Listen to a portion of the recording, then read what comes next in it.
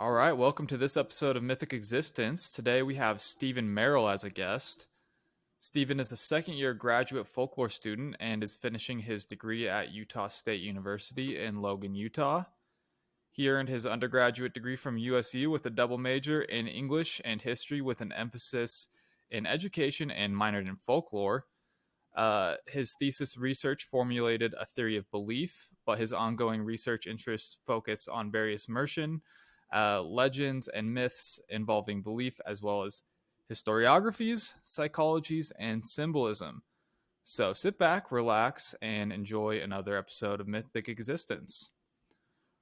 Well, Stephen, thank you for coming in to the podcast. It's great to have you on here. It's great to be here and be invited. Thank you. Yeah, you're welcome.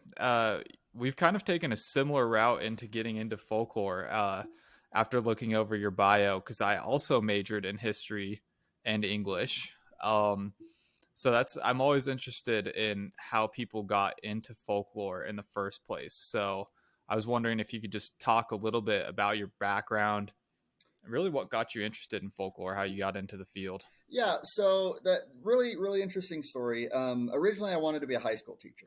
I had one of those teachers that just made such a profound impact, and I'm like, that's something that I want to do. So I was going through the education program, doing English, and um, kind of per the state requirements was you had to have a minor, but the weird thing is you have to, or you're not necessarily qualified, or at least at that time, I know that they've changed it. You weren't considered qualified in your minor enough to actually teach it.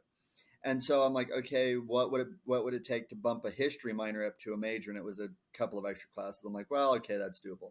So then I did the double major in English and history, and uh, I had been subbing, and I had loved um, all of that and everything. And right before I graduated, I had Pell Grant money left over, and they said basically use it or lose it, type of a thing. And so I was looking through the catalog, and I'm like, okay, what can go with English and history really well? And so I looked through the catalog, and USU offers the folklore minor, and it was only like 5 classes, and I got a hold of at that time, Lisa Gabbert was over the folklore program, and I reached out to her and I said, is there a way that I can complete all 5 classes in one semester? I've got the money, whatever.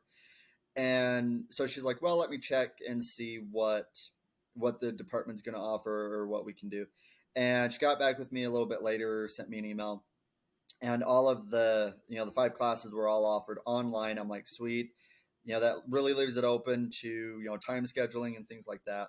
So I finished my minor in the at the end of my bachelor's and everything. And I decided, I still love teaching, but I also want something more. So I decided, well, let's try for a graduate program. And I actually applied to the English and the folklore program at Utah State.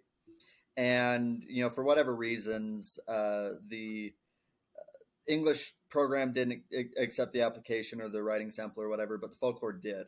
So I thought, maybe there's some cosmic road or something that's being laid out. And so I got into the folklore program, and I'm like, hey, this is the road that kind of opened up to me, and went that way. And I even talked to a couple of fellow grad students last year. It was their second year, my first year, and they said, well, kind of what you were explaining with your uh, English, writing sample and everything also sounds really folkloric. So they're like, maybe, they just kind of read it and said, well, they're both kind of more folkloric than in the English type stuff. And they said, maybe this is where you're supposed to be. So that's kind of how I got into the folklore type stuff. Who were you talking to? Maybe Megan Francis, Um, I'm guessing. well, actually, the person I was talking to was, and I know that I'm going to mispronounce his last name, but it was Andrew Romarell, or Romarelli. Oh, yeah. He, Yeah. was talking to me, and he's just like, well, I obviously don't know, but he's like, just kind of what it sounded to him. He's like, both writing samples sound more folkloric than just strictly the English department. Well, one of the best parts about USU is that there's a folklore minor that you can actually have. Hmm. And I mean, I took folklore classes. I took really only one folklore class and a mythology class when I was an undergrad at University of Kansas. And like, I didn't even really realize that it was an area of study until I started looking into if any colleges had folklore that you could go to, and I thought about transferring to the University of Oregon because they have Hmm. a major there. Oh yeah. But I kind of realized through a lot of the stuff that I was studying that folklore was kind of at the center of it. Hmm. In English, I was studying like Sasquatch narratives and history. I was doing like the history of magic. So Hmm. um, I always find it pretty interesting how people got into the field in the first place because I talk about this a lot on the podcast, but I think it's one of the most interesting subjects and Hmm. topics that just doesn't get enough of the recognition, at least academically, that it should. Because I mean, it's so like there's so many TV shows and stuff like that about folklore Yeah. and folkloric topics, but it's just not something that people connect with, like a career that you can do Hmm. um in academia at least. So Yeah. Well, and that's something that we've kind of been talking about recently in one of the classes is there's kind of this aspect of you know.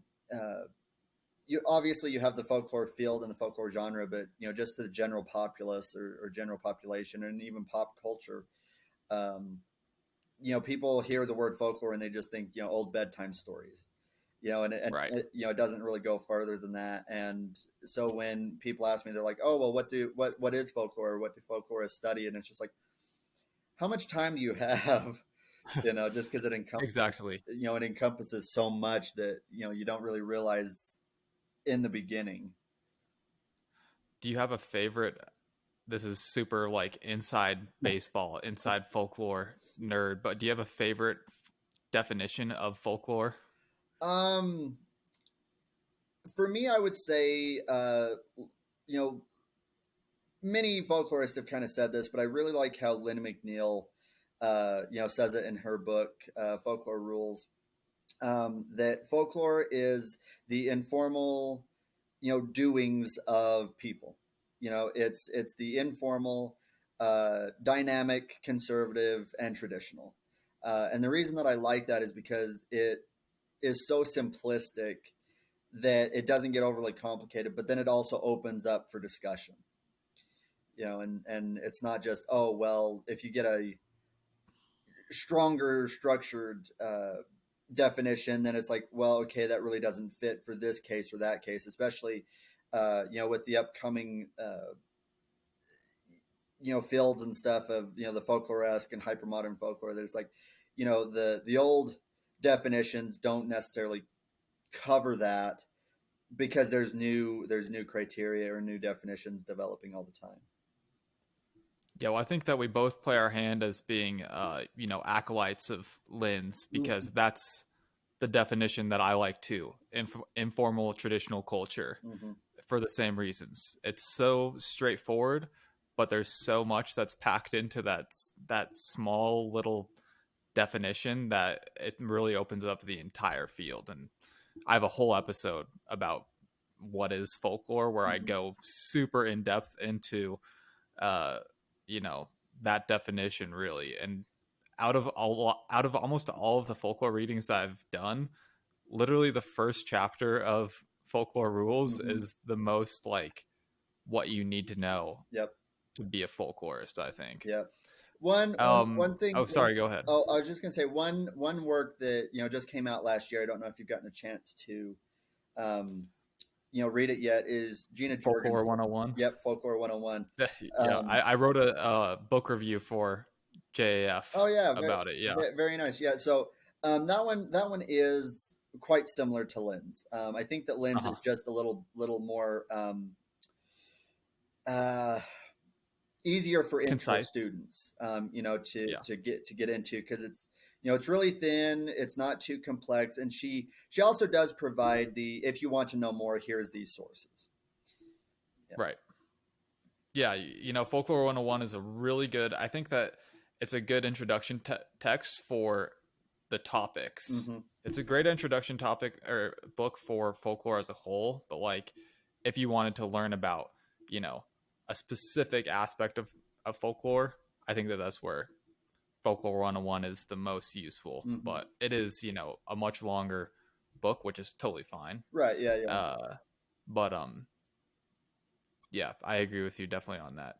So, can you tell us about your master's thesis and your theory of belief? Yeah. Absolutely. So, uh, basically, with my theory, it started out as being based on observation, and what I have noticed is that a lot of people kind of see things in a linear function, point A to point B to point C.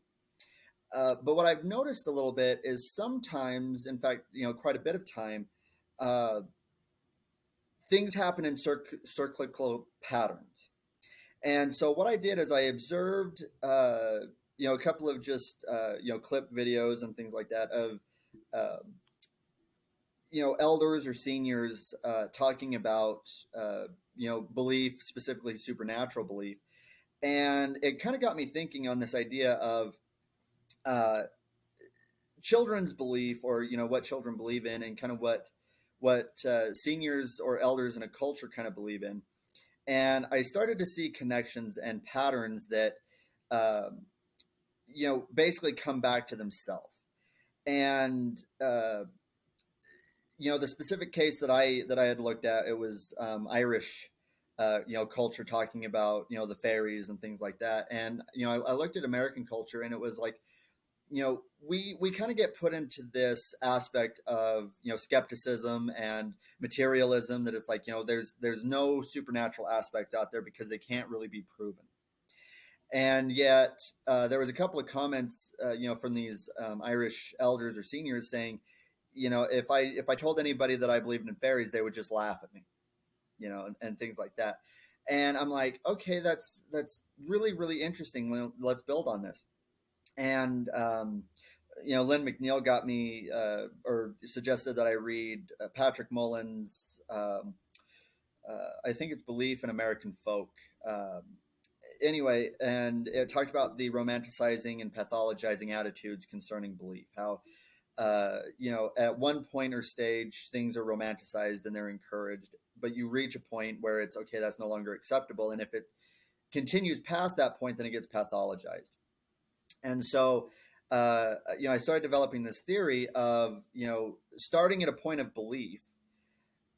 And at some point, because of that pathologizing attitudes, or what even, behavioral psychologists, such as Skinner and that would suggest as negative conditioning and reinforcement, we transition to a state of unbelief that I divide into dis and misbelief. And basically, disbelief is similar to unbelief. It just means that you don't believe in it, or that you withhold a belief. And misbelief is basically a belief that is considered wrong or erroneous or anything like that. And people have asked, like, who gets to decide that? And it's more or less the authority of a culture or a group. Sad to say, and it happens. Somebody says, I believe in this or I believe in that. And because of the uh, cultural agreement, per se, of the status quo and upheld by the authority, they say, no, that's wrong. And so, we step into this aspect of unbelief, disbelief, misbelief, that type of thing. And it doesn't automatically happen. But what I've noticed is that sometimes a person can override that conditioning, or override that aspect, and reemerge into a state which I call rebelief. And basically, rebelief doesn't really exist in an official lexicon, but it is the state that you can return to either the same belief or a similar belief, or at least the same level or way that you believed previously. So again, the simplicity of believing, um, when you were a kid or whatever, you can return to that and not, be hampered or anything by the pathologizing attitudes of the status quo. And we can even see this in different cultures. I didn't necessarily, put this directly in my thesis, but just the basis of the theory is, when we're children, we kind of have this idea of belief that, okay, I'm told something, and because I see it or have it told to me from who I see as an authority, I just believe it because they told it to me, you know. Um, and then again through, so in Irish culture, it's okay, belief in fairies, belief in, the supernatural of their culture. Native American culture, it's, I believe in the stories that the elders tell me, or what have you.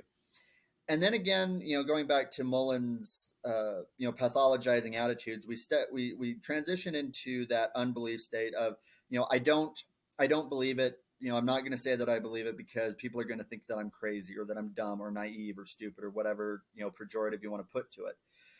But then again, like I said, we can, it doesn't automatically happen, but we can reach a state where we can reemerge and say, I believe in it because going to David Hufford's argument of um, The experiential experiential source source hypothesis. hypothesis. Yeah. Of I just, I've either experienced too much to discredit it, or I can't disprove it. Therefore, I can't say that it doesn't exist. There's a possibility that it's out there.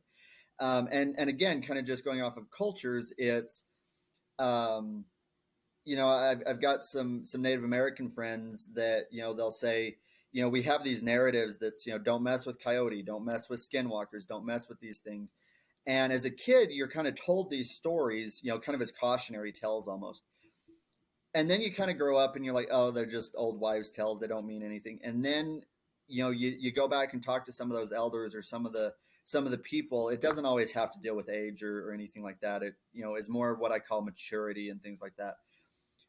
But you go and talk to some of these other people and they say, I've experienced too much, or I have a new appreciation or understanding that it's, no, you don't mess with boogeyman. You don't mess, with these narratives or these stories because, they more times than not, you're going to get hurt. And we even have some of this in American culture, but we don't like to use the word belief because, again, of that pathologizing attitude. And you hear these narratives or these cautionary tales: don't mess with Ouija boards, don't mess with haunted houses, don't go to the graveyard at night, because usually you're going to get hurt or you're going to mess with something outside of your control. But again, we don't use the word belief because then that will make us look crazy. As far as my thesis goes, I decided to center in on the belief of Santa Claus just because it's more widespread. It's more, for lack of a better, phrasing, it's cross-cultural, it's global, things like that. And the way that I was able to kind of show this cycle was through the use of Christmas movies depicting that belief in Santa Claus. And more or less, what I was able to show is you normally, and again, just as a disclaimer, these movies are fiction, they're scripted, but they reflect common patterns that are in the real world or reality. But more times than not, what you'll see in these movies is you have a kid that just, well, most of the time believes in Santa Claus. And, depending on the case study example, you either have an adult that has stopped believing in Santa Claus, or you have a kid that has just transitioned to a questioning state. And so what you'll notice over the course of the movie is that if the child, or the innocent figure, um, isn't transitioning per se, but they are interacting with somebody that disbelieves, they will try and get that disbeliever to re-believe in Santa Claus. If it's a child that has slipped into a state of unbelief or disbelief, then usually by the end of the film, they will have transitioned to a state of re-belief. Or if they have just been parented to disbelieve from the beginning, then they will almost kind of do a counter rotation almost, and not necessarily go to re-belief, but a state of belief. But in the cycle, they meet at the same point, so it's still the same level. And then you can take the cycle actually and apply it to different situations, whether it be movies or things in real life, and be like, okay, where does it fit? And another disclaimer that I just have to kind of put in is, when it comes to belief, it's subjective and relative. it's not going to be universal. It's not going to be, straight across the board. Each individual person is different and unique. And so when they take that cycle, they have to tweak it or adjust it to their particular situation. Um, and I could argue or say that my cycle or my theory also builds a little bit on Campbell's hero's journey almost, because it follows a similar pattern. And, through arguments, from Carl Jung and such, we could almost say that through Jungian analysis and individuation, using Campbell's myth compared to the cyclical theory or the theory of cyclical belief, basically you're kind of coming back to understand your own self and beliefs. Well, that's all super, super interesting. I think we're suffering from the fallout still of Cartesian dualism and Max Weber's disenchantment theory. Mm-hmm. And it's so true that, supernatural, magical beliefs are stigmatized and pathologized. And uh, the David Huffer's book, The Terror That Comes in the Night, for those who are unfamiliar, is about sleep paralysis experiences, and he's extended it to, near death experiences. And it's basically that, supernatural belief can come from actual experiences that people have had. And that book was sort of a revelation for me because I was having a lot of sleep paralysis experiences. And I actually saw David Hufford speak at AFS in 2019, and he said, "Don't tell your doctor and don't tell your priest if you're having these experiences, because you will be treated as if you're crazy, basically, like you were saying."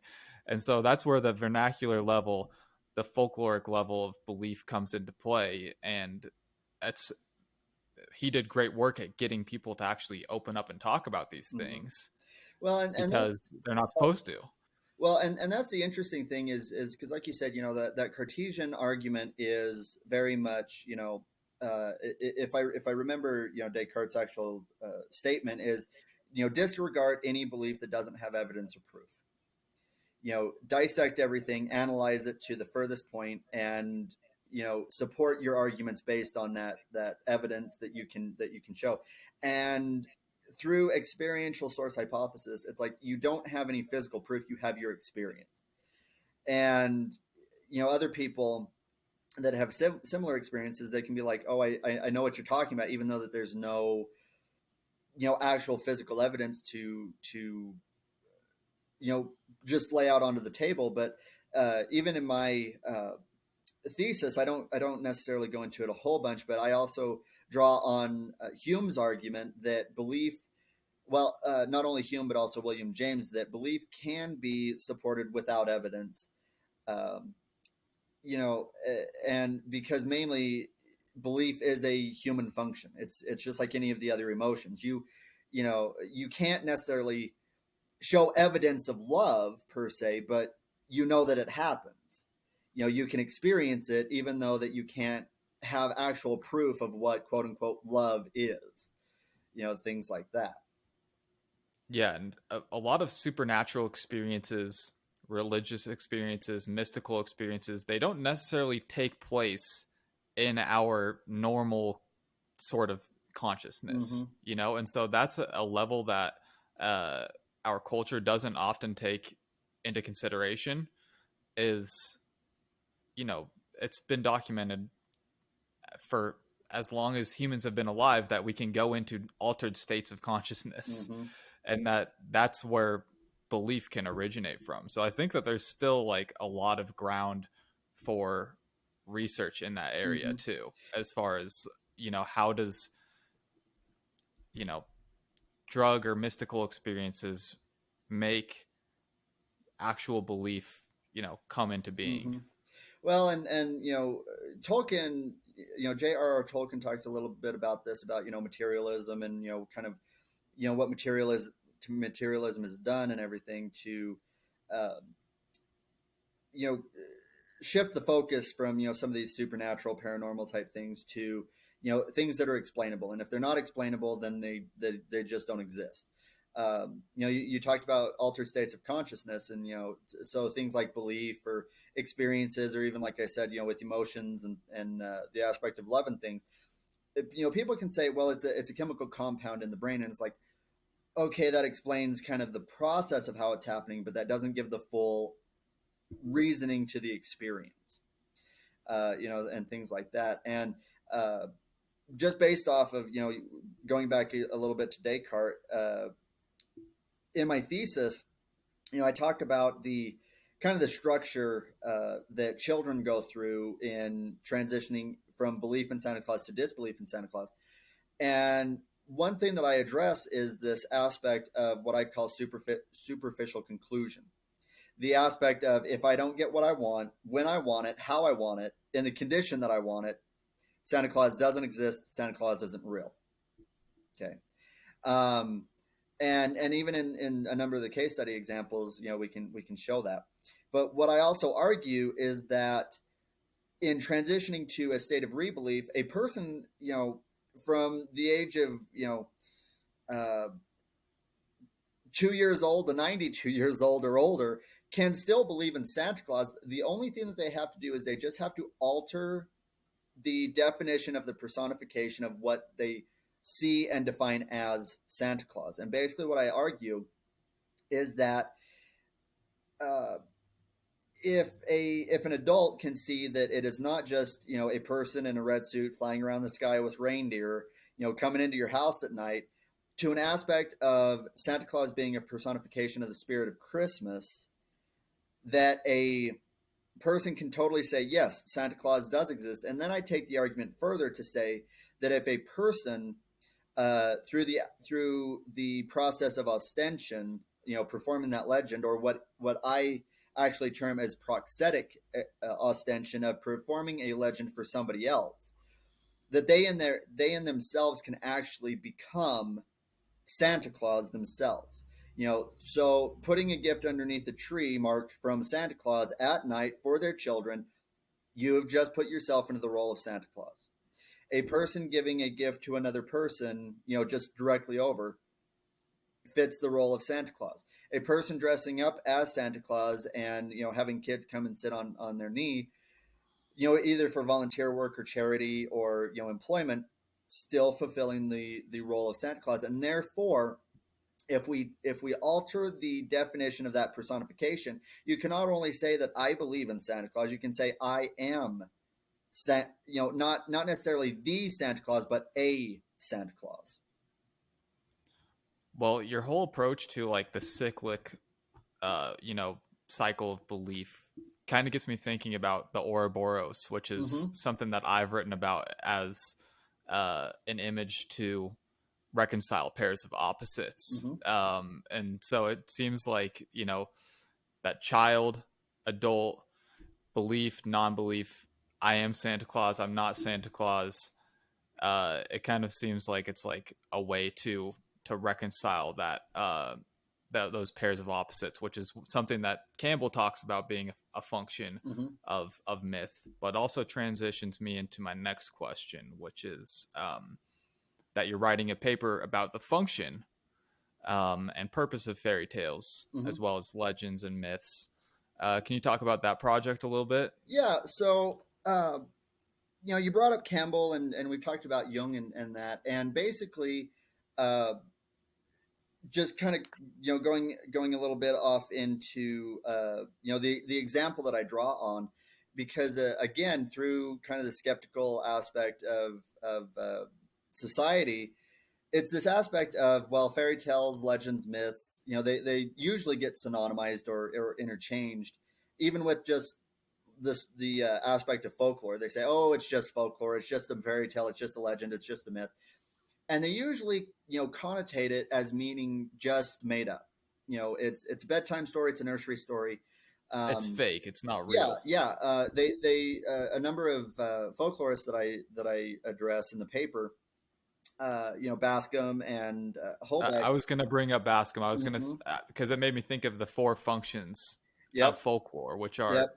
to amuse, to validate, to educate, and to maintain conformity. But Mm-hmm. and Yeah. that's kind of a sacred like four things in folklore. But I think there's more to it.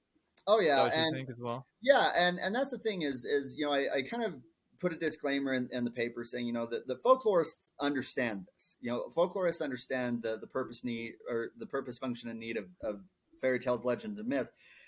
But because we study people and kind of that informal aspect of people, the general public or the popular culture, like I said, often synonymize it as being fiction, being lies, just made up.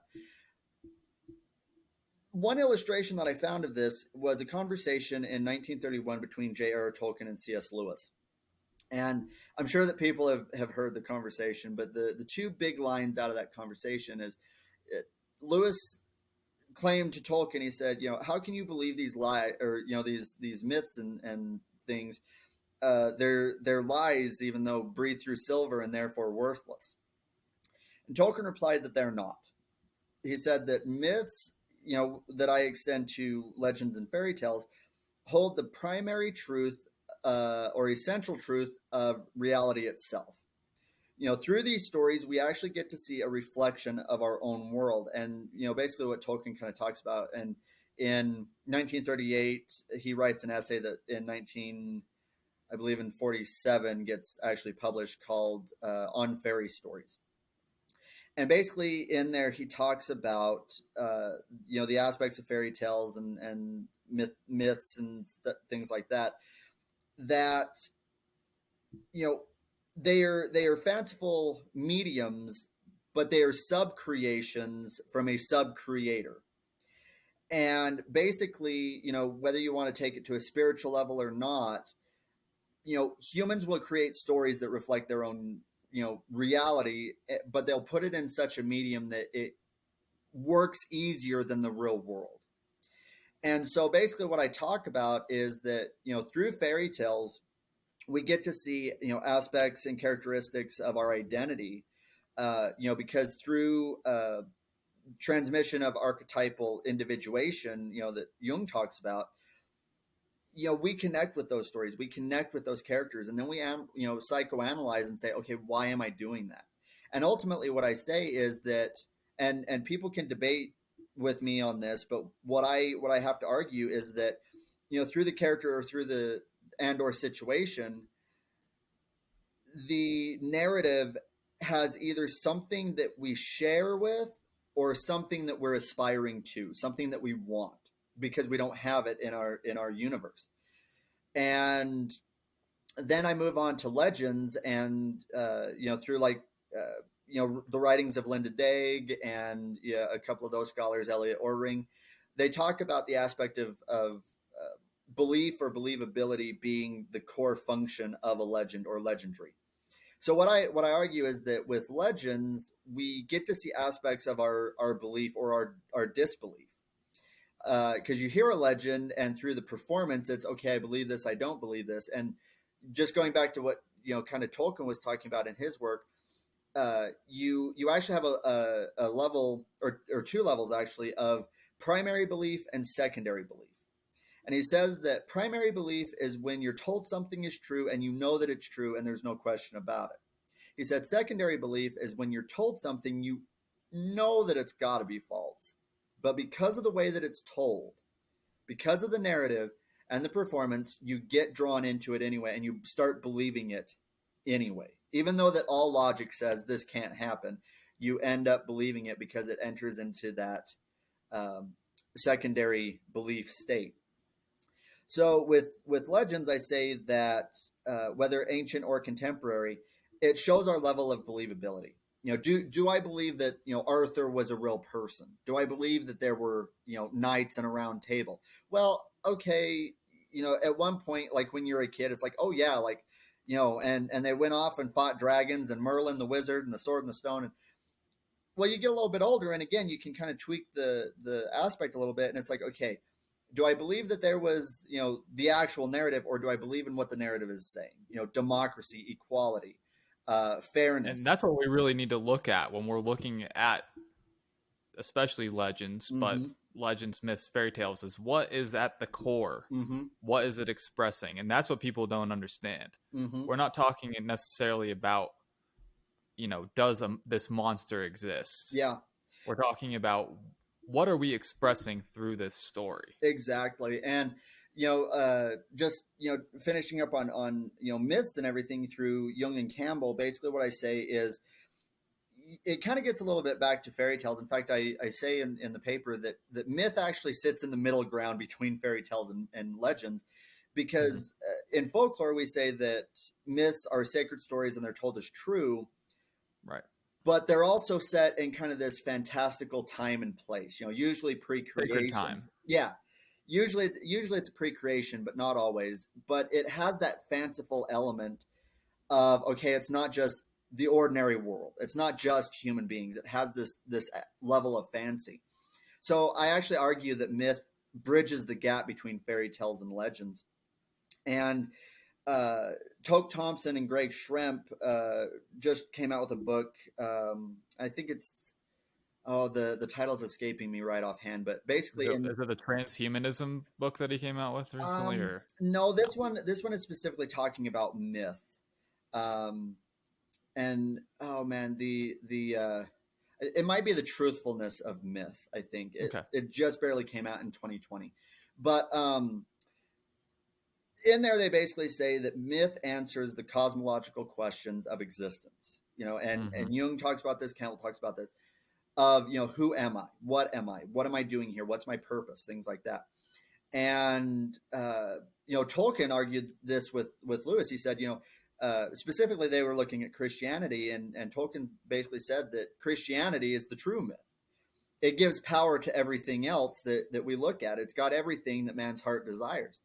And through Christianity, or even some of the other myths, it gives that understanding of why am I here, what is my existence. And more or less, kind of, if we want to wrap the three, or what we call the big three or trinity, together, fairy tales, legends, and myths, essentially they help a person to, through that aspect of individuation, to come to know themselves better. And like you said, it is, and that's really what I argue. Even the title of the paper is, they're not just stories, and they're certainly not lies. If you want to read it as amusement, go ahead. Like, they're great stories. But if you want to help, uh, do some psychoanalysis and search for some of these answers, you know, you got to look past just the story. You've got to look at the core of what it's saying. G.K. Chesterton argued that, he said, fairy tales, specifically he was looking at fairy tales, but I kind of extend it to legends and myths. But he said, fairy tales do not uh, instill the evil and the ugly in a child. He said it's in the child already, because it's in the world already. He said it doesn't introduce the child or the reader to what he calls the bogey or the boogeyman. The child knows that already happens, whether it's a literal or a figurative monster. What the fairy tale or the legend or the myth tells people is that the bogey, the monster, whatever, can be killed, or that it can be overcome, or that there's something outside of themselves that can overcome that challenge. And that's part of Campbell's hero's journey. Is the hero separates, or before they become the hero, the student separates from the mentor and has to fight on their own. And it's through those challenges that we can say is metaphoric for the challenges of life. Are you going to let those challenges defeat you, or are you going to defeat them, therefore becoming the hero? And like you were saying, Jack, many people either ignore this, or they don't get to that core root of, look past the story and look at what the story is saying. And even with just tying a little bit back to my thesis, I look at these case studies and everything, and I actually divide them into a literal belief, figurative belief, or a combination. Because again, depending upon your situation, are you going to read a fairy tale, legend, or myth as literal, or are you going to read it as figurative, or is there a combination of both? and things like that. So really, uh, what I'm trying to argue with the paper, or what the core of thesis of the paper is that, contrary to popular argument, and even some folkloric argument, if we want to stretch it, fairy tales, legends, and myths are not lies. They are not just stories. They are not just things that we tell, but they hold essential truths that can help us understand our own selves and identities. Well, I want to address the myths and the fairy tales, Yeah. because in folklore studies, we typically talk about myths as being sacred narratives in sacred time that explain how the world has come to be. Mm-hmm. But and that's like an ideological or a creation myth. Yep. But when you really look at myths, they're not always dealing with how the world came to be. Mm-hmm. And so I think that we need to kind of get like more of a working definition of myth in itself. Um, I think of like the story. Are you familiar with Thor's journey to the land of the giants? So, briefly, Uh, kind of surface level, but He has to drink from a horn mm-hmm. that's attached to the ocean, and he Yep. has to fight the giant cat that turns out to be the world serpent. Mm-hmm. But it's like, what is actually going on behind these myths? Yeah. What are we talking about? What are we encoding? And I don't have a good answer for that. Right. But I think of also like Hamlet's Mill. Are you familiar with Hamlet's Mill?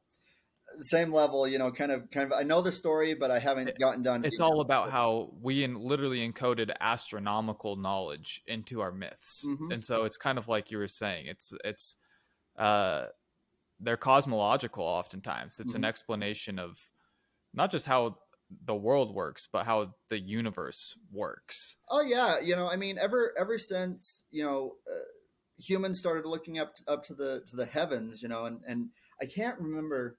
I think it's a documentary on Tolkien and Lewis, and even George MacDonald, but they were talking about before the uh, scientific revolution, the Enlightenment. You would look up to the skies and you wouldn't call it space. You would call it the heavens.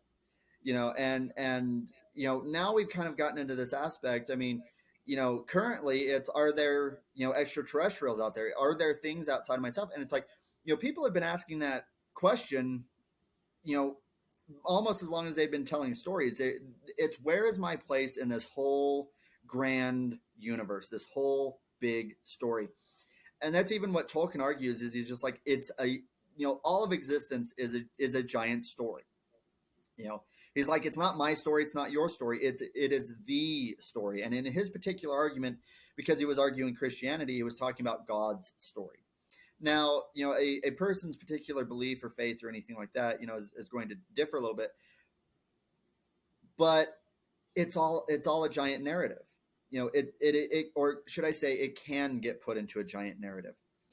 And what's really interesting is, you bring up, these aspects of myth and in folklore or folkloristics. You know, it is, kind of those creation myths, pre-time, pre-world. But like you said, you can look at individual type of quote unquote myths, and it's, what are they saying? What are they doing? So we look at, uh, the Greek story of Pandora. Okay, we look at Bluebeard. We even look at Adam and Eve, and it's like, and here's what Campbell was kind of arguing of cross cultural, or cross narrative motifs of, okay, you have someone that is told not to do something. What happens? They do that exact thing that is going to more or less cause a chain reaction to the present. And so it's, okay, yeah, that's a great story, but what is it meaning? What is it getting at? Well, it's getting at the human condition. You look at the human condition, and it's, most of the time, when somebody is told not to do something, that's usually what they end up doing. You tell a kid, don't eat dessert before dinner, and what happens? At some point, you catch him in there getting into the cookie jar. Or you tell someone, don't do this or don't do that, and then eventually that's what they're doing. Not necessarily out of rebellion per se, but through a process of learning, but also within narrative, such as Adam and Eve or Pandora or anything. Without that aspect, the rest of the chain gets disconnected. Well, those stories are kind of about entropy, Mm-hmm. they're kind of Yeah. about chaos being an essential part of existence. Yeah. It's kind of similar to like the Silmarillion and the story of Melkor and Morgoth Mm-hmm. getting into being the primeval of Tolkien's world Yeah. and being the discord and the sacred music. Mm-hmm. That's where evil's got to come from somewhere. It's like you were saying about the kids. They know that the bogeyman exists, Mm-hmm. but what is the bogeyman? Yeah. It's that. It's the evil. It's that chaos. Well, and through this aspect of individuation, like you were saying, you have these stories that deal with deity, whether it be polytheistic or pagan or anything like that, that kind of lies outside of Christianity. And it's post creation, it's dealing with human beings and things like that. And it's okay, what are these symbols meaning? More especially, what are they meaning to me? Now, Campbell argues, that he never liked interpreting, symbols or things for people, because he's like, it's not for me to interpret; it's for you to interpret for yourself. Because similar to what Jung argued, it's your own subconscious or unconscious manifesting itself to your conscious psyche. And for someone else to say, "Oh, well, this is what it means," or "That's what it means," it's like, no, that's what it means to you, but what does it mean to them? But you look at the aspect of the labyrinth, and the whole aspect of the labyrinth is more or less a metaphor for getting to the center of your psyche, to the center of your Got that right here. Got the labyrinth right next to my desk as my cat appears on the picture as um, well. I mean, we can argue that, yeah, okay, in the story, it's defeating the Minotaur and like all this type of stuff. But more than anything, it's getting yourself through your own maze, getting yourself through your own labyrinth, because uh, that's the biggest puzzle of all. It's a journey to the center. It's a Yeah. journey to the core of yourself. Mm-hmm. And through the aspect of the ball of twine, it's you're going to need to mark how to get back out of that maze, or else you're going to lose yourself. Hmm. Even within just the narrative of Harry Potter, with the Goblet of Fire, when they have to go into the maze, Dumbledore says, be careful going into the maze, because people change in the maze. Find the cup if you can, but make sure you don't lose yourself along the way. And that's the whole premise of what I would call psychoanalysis. Of, yes, you're going to get into your core, to yourself, to your psyche. Are you going to get lost, and can you find your way out?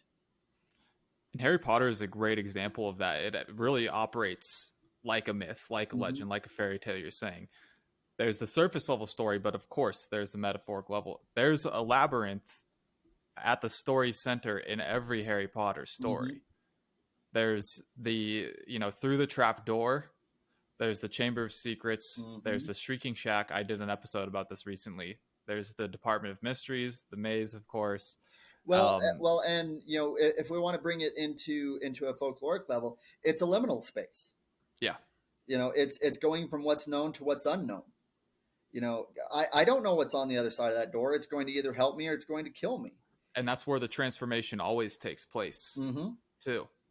Um, okay, we've got about 5 more minutes, and I want to transition it a little bit into something that you've touched on, Mm-hmm. um, as far as fairy tales and Jungian individuation. Mm-hmm. Um, I saw you give a talk at Folklore Society of Utah about seeing the self through Victorian Oh, vampires. yeah, yeah. And so I want you to talk about that a little bit, but I also want to bring up uh, a lot of what you talked about in your paper is the anima and the animus, Yep. which for people who don't know, that's the anima is the female in the man, and the animus is the male in the female. Um, but years ago, I read a fascinating book called Shakespeare's Syzygy of Meanings, Mm-hmm. and it was about A Midsummer's Night's Dream, which is obviously dealing with the fairy world. Hmm. And that story talked about, or that book talked about, how certain characters in the play were projections of the other's anima or the animus. Hmm.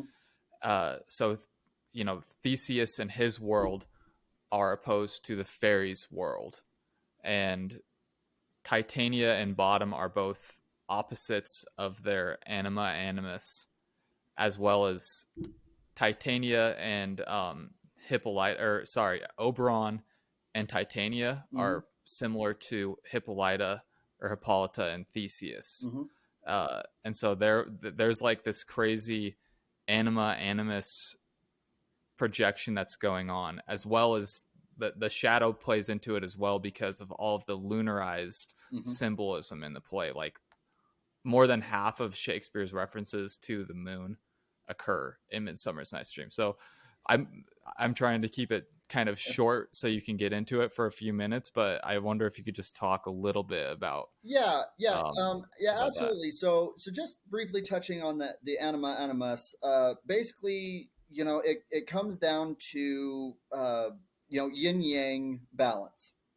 Many people think yin yang is good, bad, light, dark, but in deeper Eastern teachings on that, the yin yang is actually the balance between masculine and feminine. Yep.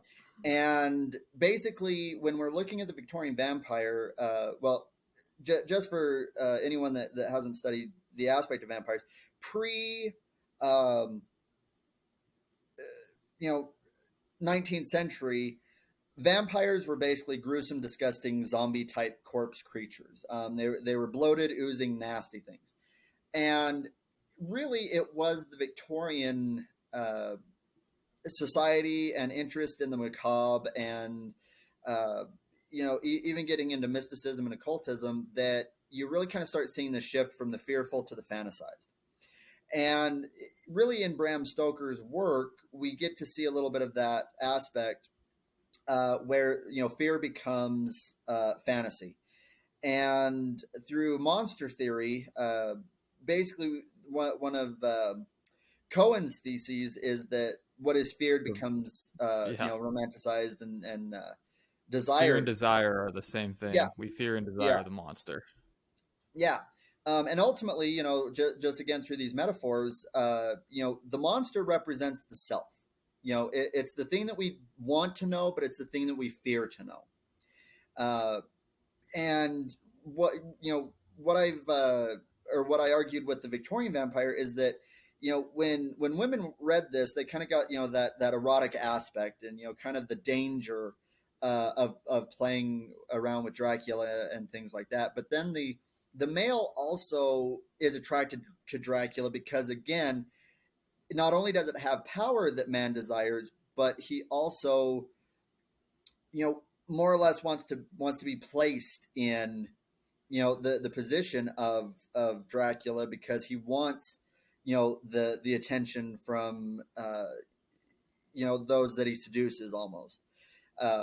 And basically, I wish that we had a little bit more time to talk about this, but there's very intricate reasons why we both fear and desire the vampire. And through modern contemporary mediums and that, the vampire has been taken into new areas, but really it comes down to that Victorian aspect of uh, what do I fear, what do I desire, how do I balance, and how can I again come to know myself through this medium, and things like that. And if anyone wants to talk more about vampires or Victorian vampires, I'd uh, be willing to sit down and chat, or even a future podcast or anything like that. But that's basically what it comes down to is balancing the yin yang, masculine, feminine, to again come to understand the aspects of the self or the unconscious psyche. Well, that's kind of one of the main ideas in a lot of, Jung's individuation, how it appears in stories, is that Mm-hmm. there's a masculine or a feminine imbalance in the male or the female. The Mm-hmm. opposite is imbalance. And we have a cultural imbalance. We're very masculine oriented. Hmm. But people don't pay attention to in the yin yang symbol, there's a little dot of the opposite on Yep. both sides, and Yep. that's the anima and the animus. Yeah. That's what And needs to be balanced out. yeah, and that's one thing that people miss is those two little dots to say, it's not perfect. It's not, you have a little bit of both in the opposite. That's what makes it balanced, is it's not 100% on those two halves. And that's what it allows for it to exist in the Hmm. first place. And Yep. that's why Pandora's box and Melkor and Morgoth are necessary parts of existence. Hmm. Chaos is something, with darkness there's light, and vice versa, or else there wouldn't be either of them. Hmm. Yeah, So I and think we need to wrap it up. Unless you want, is there oh, anything else you oh, wanted to say? no, no. The last thing that I was going to say is it because it brings up the aspect of ambivalence. It's just not one sided. It's a combination of good, bad, light, dark, um, and that's what I think that a lot of scholars, Jung, Campbell, everybody is really talking about, is to know yourself. You have to get into those opposing things. Every good person has done something bad. Every bad person has done something good. It's just not it's not binary. Yeah, you have to embrace that ambivalence, I think, Hmm. like you were saying. So all right, we're gonna have to end there. Steven, thank you so much for your time. It's been a great episode. And yeah, thanks for hopping on. Is there anything you want to plug? Social Um, media, anything? yeah. So basically, I've got a Twitter handle. It's at Steven Merrell 5. Twitter. Really, that's the only one other than just some personal social media that I do. But basically, just thanks to you, Jack, for reaching out. And if at any time you want to invite me back for a future episode, just let me know.